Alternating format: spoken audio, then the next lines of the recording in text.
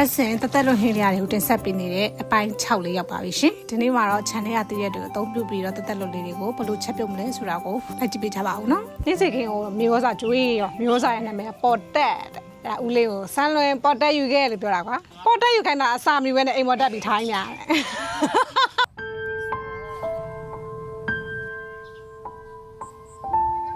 တယ်ဒီနေ့ကတော့အပတ်စဉ်တက်တက်လို့ဟင်းနေလေးရောက်လာပြီပေါ့နော်အဲ့တော့တက်လို့ဟင်းဆိုတဲ့ခါကျတော့အသားတွေမပါတဲ့ခါနင်တို့တွေကအသီးရွက်ကိုပဲသုံးပြီးချက်ကြတာပေါ့အသီးရွက်တွေပဲတွေပေါ့ဒီနေ့ channel အသီးရွက်တွေပဲသုံးပြီးတော့တက်လို့ကိုချက်တော့မှာပေါ့နော်လောဆယ်တော့ဒီမှာရုံးတွေသေးရှိတယ်ရုံးတွေသေးလေးခူးလိုက်အောင်မယ်အသီးခူးပြီးသွားပြီဆိုလို့ရှိရင်အဲ့အသီးရဲ့အောက်ကအရွက်ကိုညှက်ပေးထားခဲ့ရကဲနောက်ထပ်ပါရှိသေးတဲ့အရွက်တွေကဲမောင်အချိုသေးရှိရတော့ခုမလား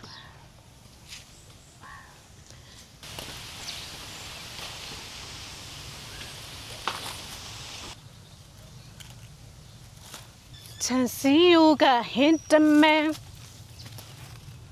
အချိုသေးလုံးပူအခါသေးပြမယ်အခါသေးလည်းရှိတယ်နော်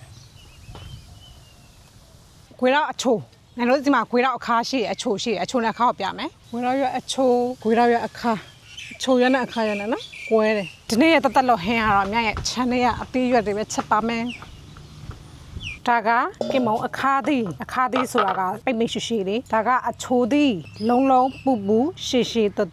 ဒါကအခါသီးဒါကအချိုသီးအချိုကကြတော့ပစွန်ကြောက်လေးထောင်းထည့်ပြီးကြော်ဆိုင်အရင်စားကောင်းတယ်ချက်ဆိုင်တော့မကြိုက်ဘူးအခါသီးကကြတော့သူ့ရဲ့အခါတွေထွက်အောင်လို့မျိုးတွေထုလိုက်တယ်ထုထောင်းပြီးတော့ဒီစိုင်းနဲ့နယ်ပြီးဆေးပေးရရှင်အခါထွက်တယ်အဲ့အခါကိုမျိုးကညက်လေးတွေနဲ့လည်းချက်စားကြတယ်ဘရာကြော်လေးနဲ့လည်းချက်စားကြတယ်သူ့မျိုးစုံချက်စားကြတယ်ပေါ့နော်ဒါပေမဲ့အခါကျချက်ဆိုင်အရင်စားကောင်းတယ်အချိုကကျတော့ချက်ဆိုင်မကြိုက်ဘူးကြော်စားမှကောင်းတာဒီမောင်ဒီကအခါသီးဆိုလို့ရှိရင်အဆေးထုတ်ပြီးတော့ချက်ပေးရတယ်အချိုသီးကကျတော့အဆေးကိုထုတ်ဆရာမလို့ပဲနဲ့ဒီတိုင်းလေးလှီးပြီးကြော်ရုံပဲနော်နိုင်တို့ကဟင်းတွေကိုစီရှော့ပြီးသုံးချင်တယ်ဆိုလို့ရှိရင်လုံချက်တယ်အမေကအစီအရင်မသုံးဘူးမသုံးတဲ့အခါကျတော့သူကဟင်းချက်ပြီးဆိုလို့ရှိရင်ဒီစီနည်းနည်းထည့်ပြီးတော့ဒီရေလေးထည့်ပြီးလုံချက်လေးရှိကြတယ်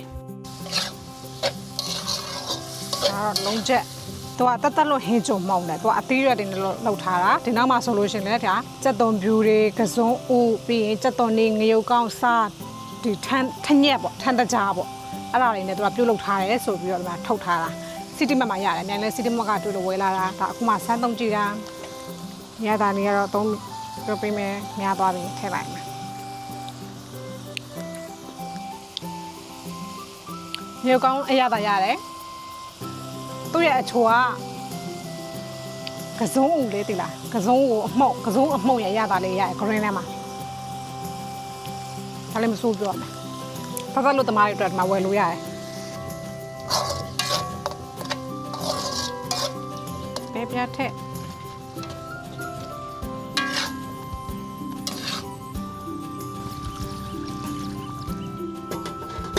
ဟေးစားတစ်ခုပြောပြမယ်။ညတို့အဖေတို့လက်ထက်တော့ပါနော်။ဒီလူဦးလေးရအဲ့တိုင်းအိမ်မှာရောက်နေ။လင်းစီတွေစိုက်တာအဖေတို့က။လင်းစီခင်ကိုမျိုးစားကျွေးရောမျိုးစားရဲ့နာမည်ပေါ်တက်တဲ့။အဲ့ဦးလေးကိုစမ်းလွင်ပေါ်တက်ယူခဲ့လို့ပြောတာကွာ။စမ်းလွင်ပေါ်တက်စား။စမ်းလွင်မဟုတ်လား။စမ်းလွင်ပေါ်တက်မဟုတ်လား။ပေါ်တက်ယူခိုင်းတာအစာမီပဲနဲ့အိမ်ပေါ်တက်ပြီးထိုင်းနေရတယ်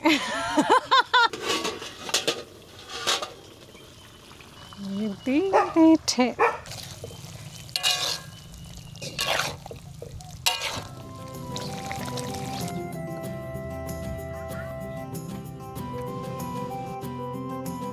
တော့တစ်ခါရဲ့ချက်တုံလူလေးနဲ့ကြော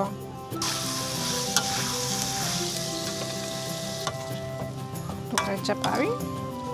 ကိပုံဒီကကြတော့မြင်တော့အချိုးကြော်လေးကြော်ထားတာပေါ့နော်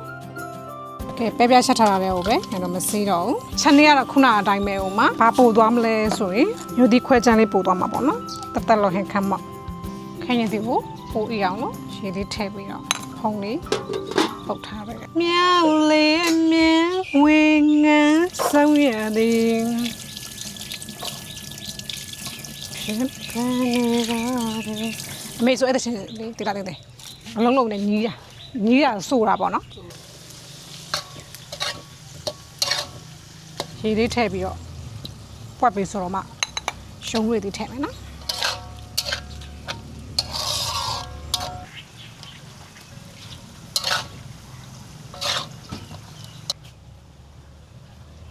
ရှုံးပွေးသည်ဟင်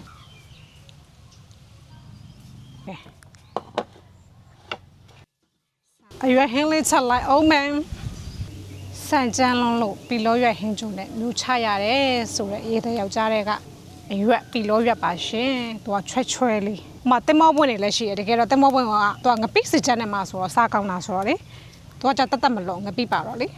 နောက်နေ့မှသူ့တင်မောပွင့်လေးကိုငပိစစ်ချက်လေးနဲ့တုတ်စားအောင်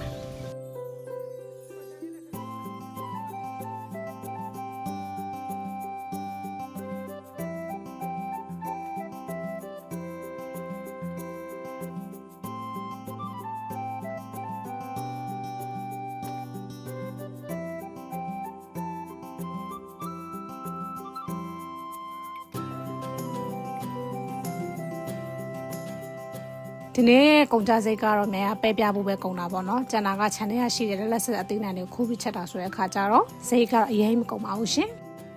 ဒီနေ့ကတော့ခြံထဲမှာရှိတဲ့အသီးရွက်တွေကိုအသုံးပြုပြီးတော့တသက်လို့ဟင်းလျာတွေကိုပြင်ဆင်ပြီးတော့ချက်ပြုတ်တာပဲဖြစ်ပါတယ်ကိုကအသားတွေမစားဘူးတသက်လို့ကိုပဲစားရဲဆိုတဲ့သူတွေအတွက်ကိုဒီလိုဟင်းလေးတွေဖန်တီးပြီးတော့ချက်လို့ရရဲနော်ဟေးရပါ可以来一个不能，好像是。